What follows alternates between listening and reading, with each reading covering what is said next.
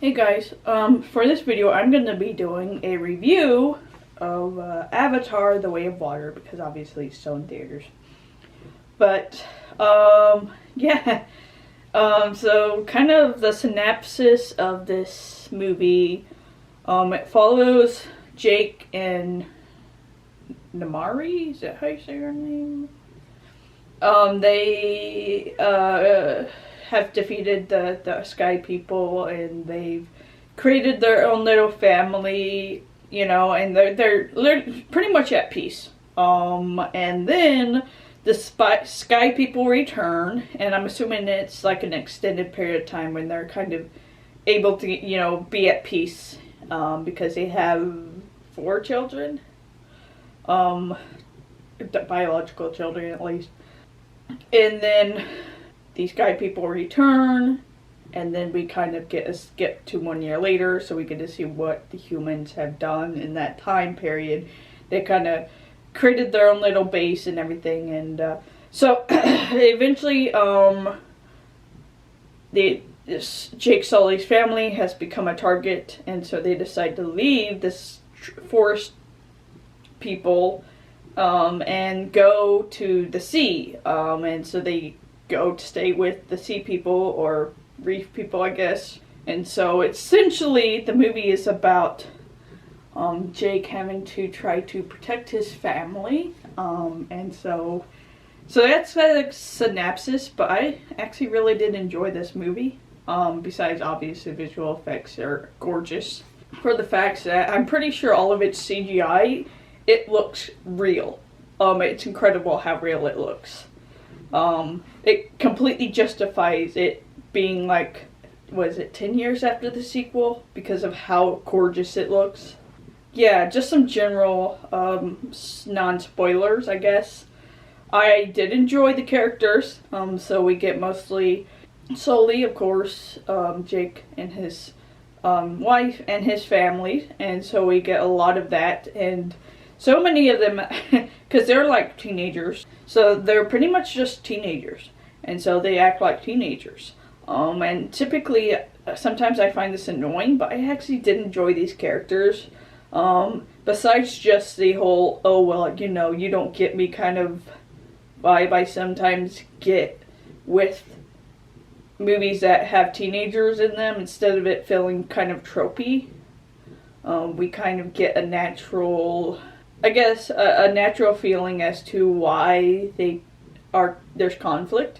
So, you know, some of them have to, one of them has to try to live up to his older brother, the older brother's trying to live up to his father, and etc. Stuff like that.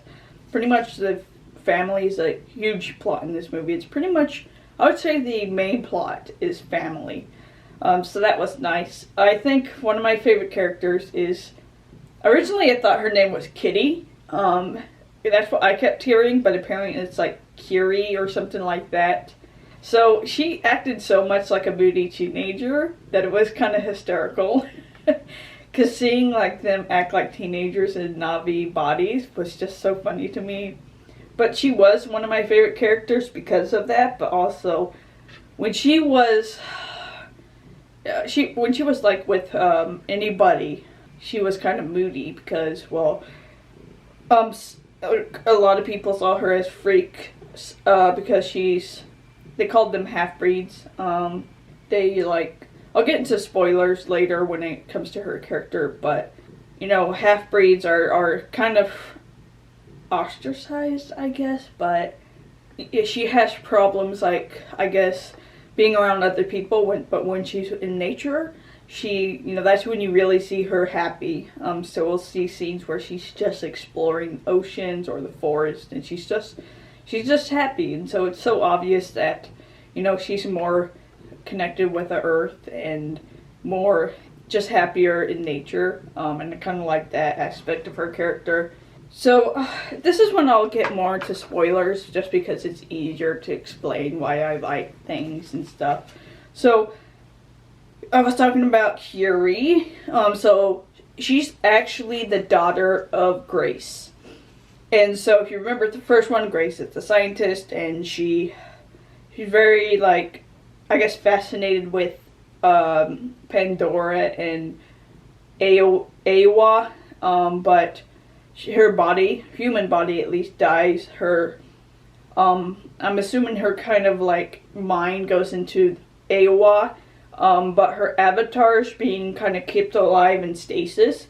Well, apparently her avatar was pregnant at that time, so Carrie's essentially born, and so she technically is a half-breed, which I'm assuming half-breeds are like, because the half-breeds are, you know, I think all of them at least have 5 fingers instead of 4 fingers. So, you know, that's kind of like the difference between, they can tell that's how they are half-breed, and she's kind of having to deal with being ostracized, but also she's, you know, very like, I don't know, interested in her mother, so it's really kind of sad though, because they actually have her body in stasis, and she'll go to like the scientist compound, and her avatar's in like this clear like tube, and she'll just sit there on top of it and just look at her and talk to her and watch her videos, and it's actually really sad. We eventually get her connecting to Alway, and she actually does talk to her mother, but I was kind of getting some weird vibes there. So, especially, you know, she talks to Grace, and she calls her daughter, but when she asks who her father is, you kind of have this like glitch happen, and so she eventually gets like, you know, I think she gets kind of thrown out, and she gets into a coma for a little bit. I'm kind of speculating as to if Carrie is actually the clone of Grace, or at least her avatar, because 1, it's kind of up in the air who her father actually was. 2, she looks so much like Grace, it's kind of disturbing. 3, I did not know this at the time before I watched it, but, you know, I was looking up the actress who voiced her, and apparently Sigourney Weaver actually voices the character that's supposed to be a daughter. So it makes me think that Carrie is actually the essentially clone of Grace. So we'll see if that's actually what happens later in the movies, but that's my theory as of yet.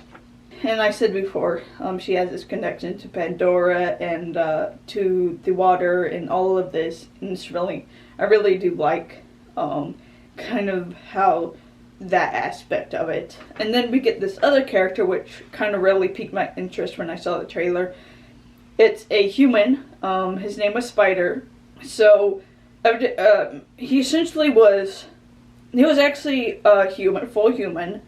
He was brought to base as a baby.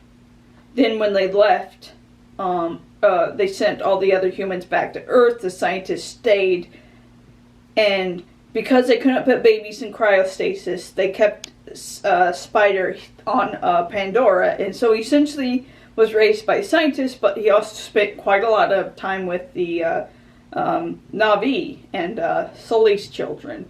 And they kind of grow this like bond. And so he, you know, has a lot of like traits of the Na'vi. You know, he goes around essentially a loincloth and you know, wears body paint to kind of blend in, and he's able to really grow up being able to navigate the environment. So it was really interesting for me, but I guess one complaint, we didn't really get to see a lot of him in that environment, in Pandora environment, because they had the bad guys take him back with them. And so obviously I think I know why they did it. I think they did it so that he, having been raised by Na'vi, is now seeing like humans and kind of their ways, and it's kind of horrific. And so obviously I'm sure he was interested in like his human side, because who isn't? You're interested in where you came from. But it was obvious that he's now realizing just the reality of how dangerous humans are and how cruel they can be. So I kind of like that as well. And so by the end of the movie, one of Sully's kids, one of his sons, ends up being killed by the bad guy, and I'll reveal who he is in a moment. But he gets killed, and so it turns out that Spider is the son of the bad guy. And so they kind of had this theme of a son for a son. So it's implied that, oh, you took my son, I'm going to take yours. And normally that tends to indicate like violence. So you killed my son, I'm going to kill yours. And there is like a moment of that. So when Nori is on Nori, is that her name? What?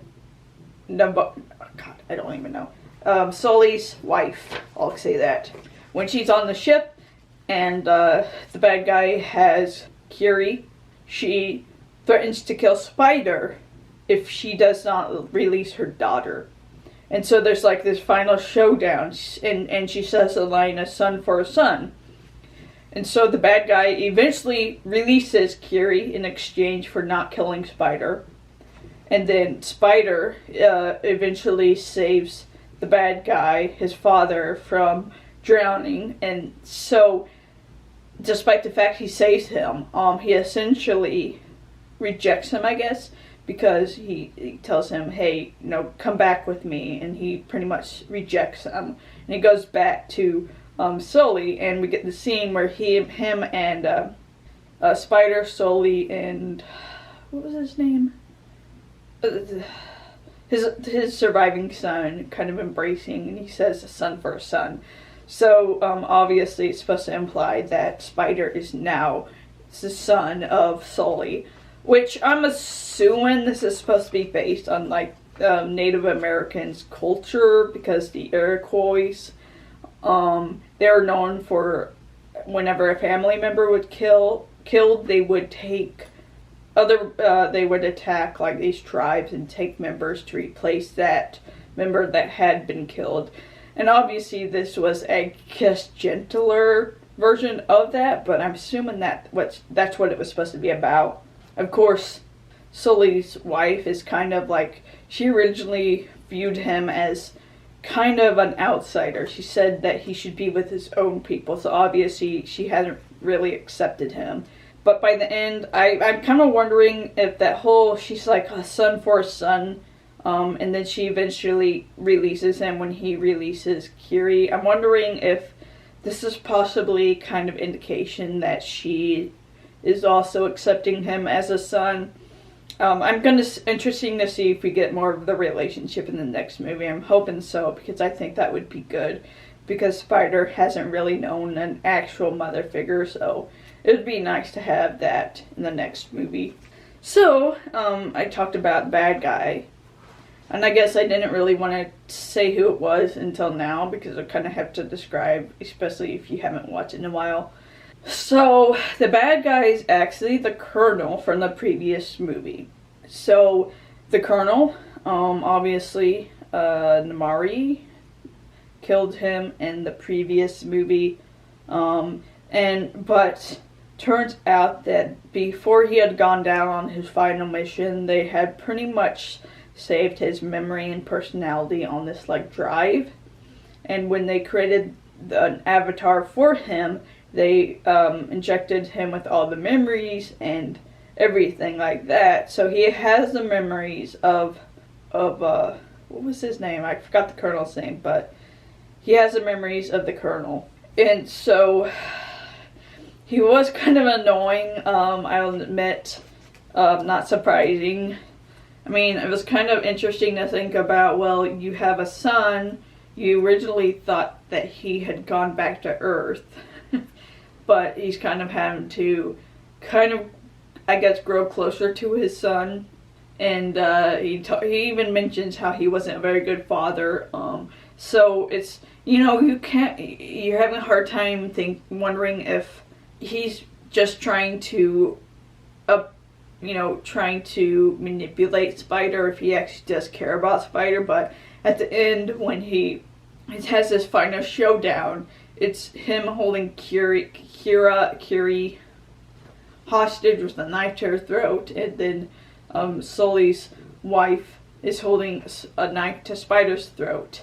When she threatens to kill him, he eventually relents. So I'm wondering if maybe he does care about Spider at some level, but because of his actions, he kills one of his friends. So obviously, it's kind of that thing you don't really come back from. So obviously, he knows that Spider knows that his father has done this shit, but maybe it's a sense of, because he's your father, he saves him, but then he ultimately rejects him.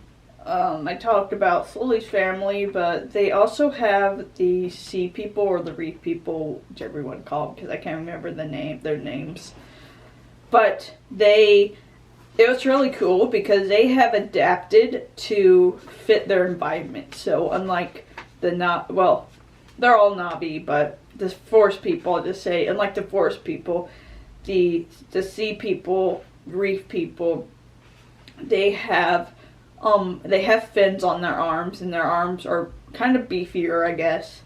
Their tails are also more fin-like, and they obviously have adapted to be able to breathe underwater for a longer period of time. So it's really fascinating to see all the differences. And of course, they also have kind of tamed, I guess, creatures so that they're able to ride. And there's really there's these cool creatures that kind of like a mix between a barracuda and a flying fish. So they'll be they can swim underwater, but they can also fly. So not really high, but they can still fly. And so they have cool scenes with that as well. They also, and I'm assuming they're obviously supposed to be inspiration from Polynesian cultures. They have tattoos on their faces. And so I like that kind of aspect. I like how very much takes a lot from indigenous cultures. Something else I really enjoy, they have these creatures, I think they're like taku or whatever. They're supposed to obviously be inspired by whales. And they're very intelligent creatures, and so it's said in the movie that they're even more smarter than humans. And I guess they're so advanced that they no longer want to fight. They don't like war, and so they refuse to kill, even no matter what the circumstances. And so we kind of get this interesting aspect. These seemingly whales that some people might think is dumb, but they're actually we get this interesting, which of these creatures are incredibly smart, even smarter than humans. And we see humans, of course, take advantage of that, so they kill them and are there's these substance that these creatures have that will stop human aging. So, of course, they're sought after. And of course, the taku, they are very much connected with the reef people. So we get them, I guess you could say, they call them spirit sisters or spirit brothers. So people, the reef people, they will bond with one of these creatures, and it's kind of funny because one of them was teenagers, and she's sitting there telling the creature that she'd met a boy. It was just so funny to me. And then of course we get these baby reef people, and they literally look like infants, and they're learning how to swim and connect with these creatures. It was really cute. I'll just say that. And then we get this, on the flip, there's this one, I forgot his name, but he has kind of been ostracized from the pod, if you will, because turns out he had taken, after the humans had killed his mother in front of him, he gathered up a group of other creatures like him and other reef people, teenagers, and gone to attack the humans, and all killed except for him. And he's been ostracized because of it, and he's like guilt-ridden, and like, you know, he talks about how it's painful, and it's just kind of heartbreaking, to be honest. But he's able to connect with one of Sully's children, which was really sweet.